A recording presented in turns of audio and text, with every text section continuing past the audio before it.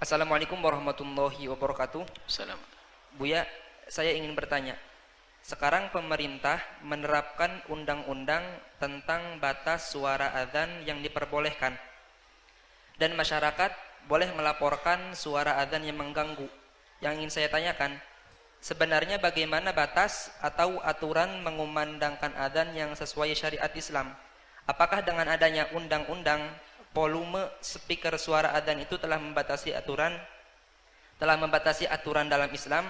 Bagaimana kita menyikapinya? Mohon pencerahannya Buya, karena hal tersebut telah memanaskan situasi di masyarakat. Masyarakat khawatir lambat laun adzan akan dilarang di Indonesia sebagaimana di Singapura. Terima kasih Buya. Bab adzan ini spesial adzan ya, lain bacaan Al-Quran. Kalau adzan sudah tahu kita pada pertemuan yang lalu, jawabannya adalah masalah adzan. Spesial adzan untuk mengundang orang sholat itu disunahkan untuk sekuat-kuatnya suara, sejauh-jauhnya jangkauan, karena semua yang akan mendengar ini akan menjadi saksi nanti di akhirat. Itu kalau spesial adzan. Adzan. Kalau adzan jangan diganggu masalah adzan. Dan adzan tidak banyak, tidak lama temponya. Maka yang adzan pun harus sesuai dengan syariat.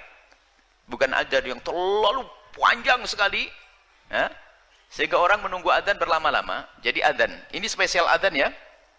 Adzan disyariatkan secara menurut agama adalah kalau memang yang dimaksud negara adalah membatasi suara adzan, mungkin itu harus diralat. Mungkin yang lainnya selain daripada adzan. Kalau adzan harus dikumandangkan. Adzan yang dikumandangkan ini ada fikihnya lagi ya. Adzan awal waktu. Kalau ada yang terlambat itu jangan, itu ganggu orang, bikin orang pusing. Salat asar, adzan asar jam 5. Orang pada bingung, ini sudah maghrib atau masih asar? Ini biasanya ini. Pulang dari sawah langsung megang mic. Allahu Akbar, Allahu Akbar. Problem. Adzan awal waktu. Dikumandangkan ya Allah. Karena apa? Adzan itu akan ditunggu oleh orang. Ada yang pengen melakukan sholat lalu mau pergi atau apa. Adzan awal waktu. Baik, tapi kalau selain daripada adzan, itu memang ulama juga membahas masalah ini. Apakah ceramah? Apakah bacaan Al-Quran? Bacaan Al-Quran itu pun ada aturannya, khususnya madhab Imam Malik dari kalangan Malikiyah. Imam Malik itu sangat menghormati masjid. Jangan masjid digunakan untuk gaduh, keramaian. Sayyidina Umar bin Khattab ini sebuah contoh saja, ini sebagai pertimbangan supaya kita tidak serta-merta sebuah keputusan lalu kita anggap sebuah kejelekan. Jadi gini, kalau bacaan Al-Quran ataupun pengajian semacam ini bisa saja dikeluarkan dari masjid jika memang dibutuhkan. Kalau jamaahnya ya, dibutuhkan, artinya orang di kiri kanan masjid memang rindu untuk mendengarnya, atau luas seperti ini, jamaah banyak semacam ini, hendaknya dikeluarkan. Al-Quran termasuk dalamnya adalah ceramah-ceramah. Kalau ternyata tidak dibutuhkan, itu pernah suatu ketika Sayyidina Umar bin Khattab mendengar orang membaca terlalu keras. Lalu setelah selesai dipanggil dua orang ini. Dari mana kamu? Dia berbicara, saya dari negeri yang jauh, bukan dari kampung. Sampai Sayyidina Umar mengatakan, kalau seandainya kamu tuh orang kampung ini, kamu akan aku pukul. Karena apa? Suaramu yang terlalu keras mengganggu yang lainnya. Nah, ini adalah ada isyarat bahwasanya membatasi suara-suara di mikrofon ini tentunya, ingat, semuanya harus jujur di sini. Tentunya ada tujuan untuk menentramkan, untuk kerapian, bukan kebencian dengan Islam. Awas, hati-hati. Kalau adzan nggak boleh ditawar. Adzan harus tinggi suaranya, adzan harus kemana-mana. Tapi untuk suara-suara yang lainnya, kadang ada sebuah rumah, ada masjid, itu yang ada rumahnya berdempet-dempetan. Di rumah di kota itu. Kalau suaranya terus, hampir berapa berjam-jam suaranya terus, itu sampai mungkin anak kecil mau tidur susah. Orang sakit mau tidur juga susah. Alangkah indahnya kalau semuanya, kalau mau dikeluarkan tentunya dengan suara yang tidak sampai mengganggu. Intinya kita perlu belajar adab dalam hal ini. Bukan serta-merta mentang-mentang agama, mentang-mentang Al-Quran, tapi disuarakan keras ganggu orang tidur. Kan haram membaca Al-Quran mengganggu orang tidur. Seperti itu. Jadi untuk bacaan-bacaan Al-Quran harus dilihat. Kalau memang rumahnya berdekatan, tapi rumahnya jauh, berjauhan, kita mengeluarkan suara dan mereka tidak terganggu. Makna terganggu memang secara zahir. Kalau secara zahir terganggu itu suaranya juga terlalu. Misalnya suatu ketika ada seorang mengadu kepada kami dan serius. Dia punya rumah itu pas rumahnya kecil, sudah sepuh orangnya. Kebetulan beliau adalah, mohon maaf, dalam keadaan buta. Rupanya mic-nya masjid pas di rumahnya. Kalau azan tuh jadi kaget dia. Nah, ini ya terganggu dia. Kalau mendengar azan pun terganggu. Itu tidak bisa jadi ukuran karena azan. Azan, baik. Kembali kepada masalah Al-Quran, masalah yang lainnya, termasuk ceramah dan sebagainya. Jika harus dikeluarkan, harus ada bahwasanya itu dibutuhkan. Kalau tidak dibutuhkan, nggak usah semacam itu. Apalagi bacaan Al-Quran. Khawatir Al-Quran nanti hanya diputer saja. Rupanya orang yang mendengar sambil melakukan sesuatu yang kelalaian dan sebagainya. Atau bahkan mungkin tidak dengar. Quran menjadi tidak dihormati lagi saat itu. Ini. Jadi mungkin peraturan itu kalau kita tanggapi positif-positif. Sehingga sekarang tanggapi positif-positif bisa saja jika tujuannya untuk merapikan yang demikian ini. Jika untuk merapikan, supaya benar-benar orang itu tidak akan mengeluarkan suara Al-Quran kecuali memang dibutuhkan. Dan orang betul-betul rindu untuk mendengarkannya. Nah ini. Kemudian juga, di dalam mazhab Imam Malik rahimahullah ta'ala itu sangat tegas di dalam hal ini, khususnya masalah masjid. Bahkan Imam Malik itu sangat tidak menginginkan kalau masjid digunakan untuk selain daripada sholat itu. Kalau ada keramaian yang lainnya, Imam Malik. Dan wibawa sekali majelis beliau. Baik, kalau kita menanggapi masalah semacam itu mungkin tenang saja supaya kita tidak menjadi sebab perselisihan. Terserah siapa yang merencanakan undang-undang tersebut, yuk kita memang atata di masyarakat kita, di kampung kita.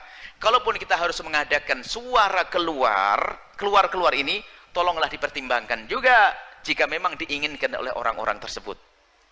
Satu, kalau memang kemudian ini satu sisi, diinginkan dan tidak mengganggu, mungkin ada orang yang sakit, ada orang yang anak kecil mau tidur nggak bisa dan sebagainya, nggak bisa dipaksa. Anak kecil nggak bisa, orang tua bisa, ada iman, ada ngerti wah ini Al-Quran, tapi anak kecil nggak paham, kaget, dia bisa tidur, ibunya yang susah nanti.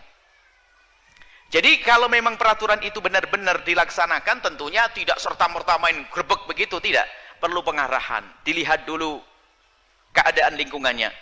Kemudian di sisi lain bahwa Anda itu jangan gampang merasa terganggu deh kalau udah urusan Al-Quran. Oh, Al-Quran dikumandangkan kok terganggu, terus iman Anda itu di mana? Gitu loh. Sisi lain.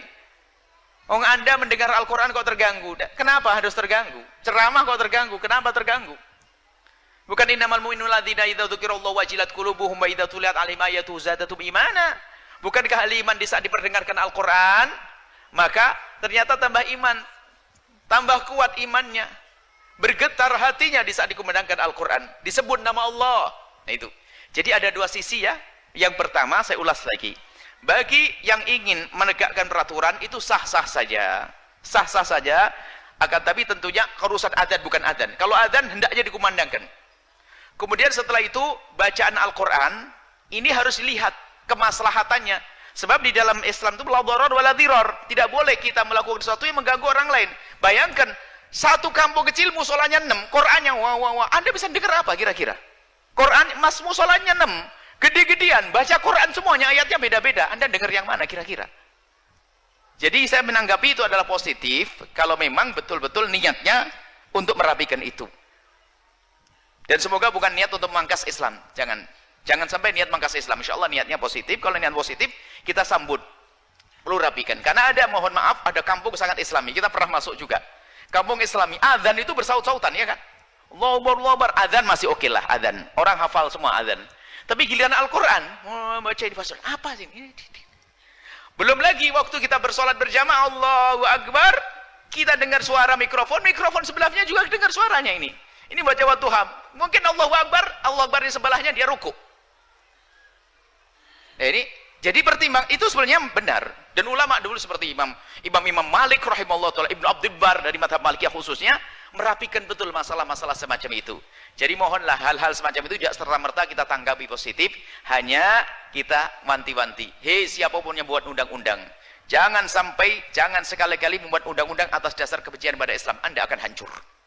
Tapi jika Anda membuat undang-undang demi kelestarian Islam itu sendiri, maka Allah akan memuliakan Anda. Kita kembalikan kepada Allah Subhanahu wa taala, jalankan saja peraturan semacam itu demi kerapian semuanya, itu baik-baik saja kok, nggak ada masalah.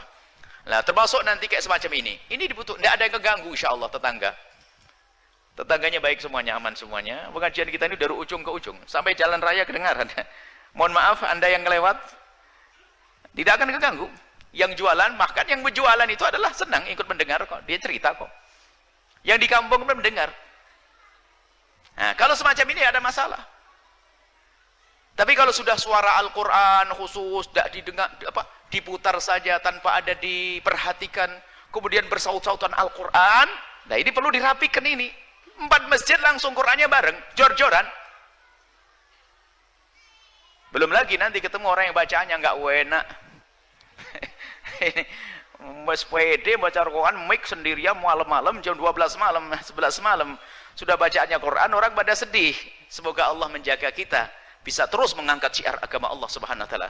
Tolong jangan terlalu buru-buru, jangan menjadikan semuanya sebab permusuhan. Kita bisa menanggapi itu dengan positif. Jika tujuannya baik, ayo kita dukung, nggak ada masalah. Yang penting ingat, jangan sampai kami ingatkan kepada pemerintah dan yang lainnya, jangan sampai membuat undang-undang terbetik di dalam hati untuk memangkas syiar agama Islam. Kalau ada orang yang ingin memangkas dan meredamkan api, meredamkan nur Allah, nur agama, maka dia sendiri akan direndahkan oleh Allah Subhanahu wa taala, dan tidak lama itu semuanya. Ini saja, wallahu a'lam bishawab.